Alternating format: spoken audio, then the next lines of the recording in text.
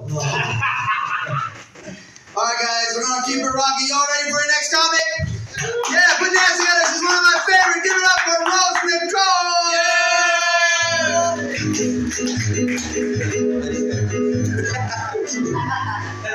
Alright, I gotta talk about my ass now. So, I actually, for a while, wanted to save money to get to work, so I started riding a bike.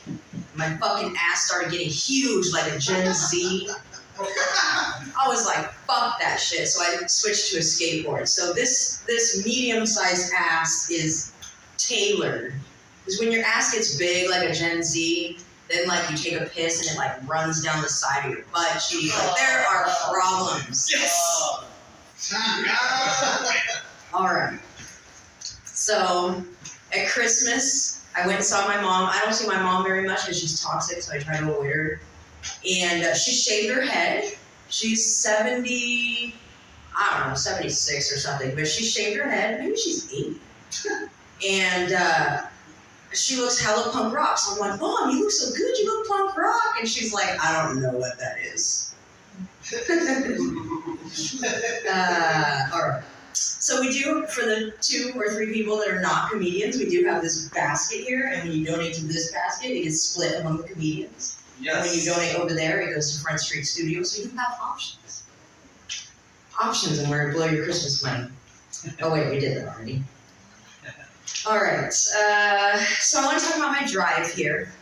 So I leave my house, it's stormy, I got to see lightning. I haven't seen any lightning looking out since, but I'm making a fucking Instagram reel while I'm driving, and all of a sudden, so first, I'm gonna go down like 12th Street or whatever, but there's cops everywhere, so I'm like, alright, I guess I'll take Richards Boulevard.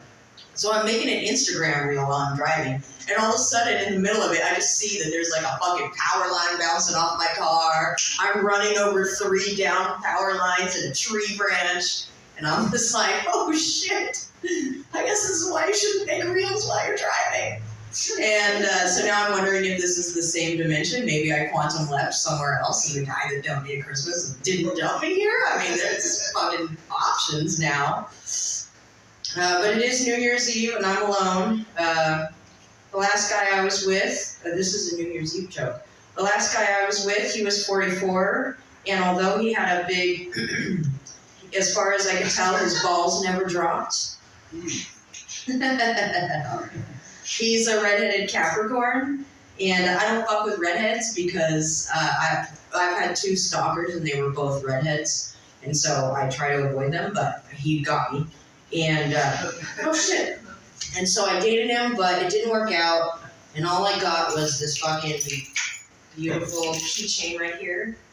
And I love the keychain, but I love dick more.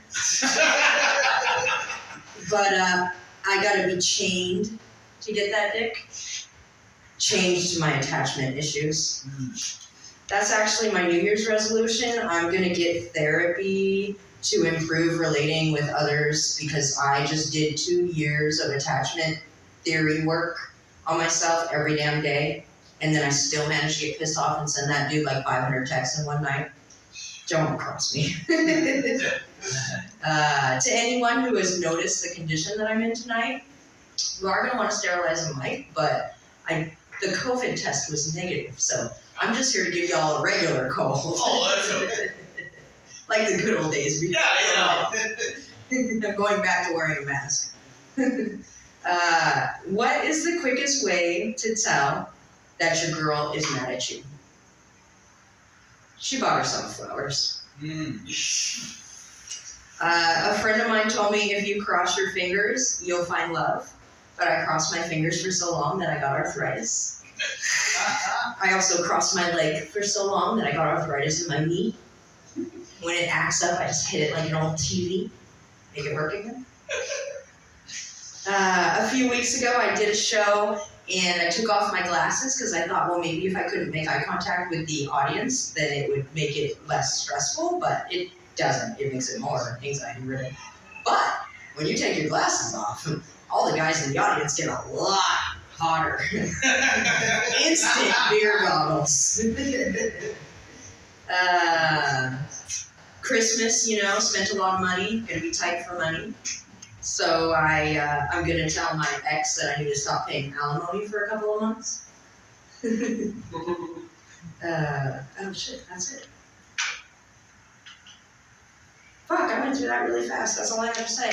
Oh, what's your New Year's resolution? My New Year's resolution is, so I did 2 years of attachment therapy through this coach, Kenneth. He's a psychotherapist and a stand-up comedian. I did his healing course. I did all 10 of his workbooks. I watch his videos like almost every day on YouTube. And I've done a session with him, but he's kind of expensive, so I've only done one.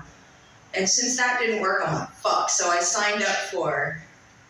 Go ahead, please. So I signed up for Better Health, which I know I've heard some bad things about them in the last couple of days, but I signed up with them. So I'm going to do a therapy session a week, and then they also have group therapy, which I really enjoy group therapy. And I went to a session today, which was for communication, so I have to write down communication skills and stuff about validating and blah, blah, because I've been trying to work on mirror, validate, and empathize with people, because I don't really have empathy, like I can't read people. So I'm like trying to learn how to do that consciously. You know, what I was going to suggest, on YouTube, there's a lady called the Crappy Childhood Fairy. Oh, okay. And she deals with complex PTSD, childhood PTSD, people who go through shit in their childhood and they struggle with this shit their whole life. It's free, and I mean, she has courses that you can pay for, but it's really well done. She's not preaching to you, she's saying, I walked this fucking shit, and this is what I had to deal with. Sweet. You know, now that you mention it, let's start with my trauma. Let's start with age 1, and we'll go to last Thanksgiving. You guys got a couple more hours. All right, thank you so much. Rock and roll! Very cool. We're going to make her sing next time when her voice feels. Yes. Yes. And when she's passed this to all of us.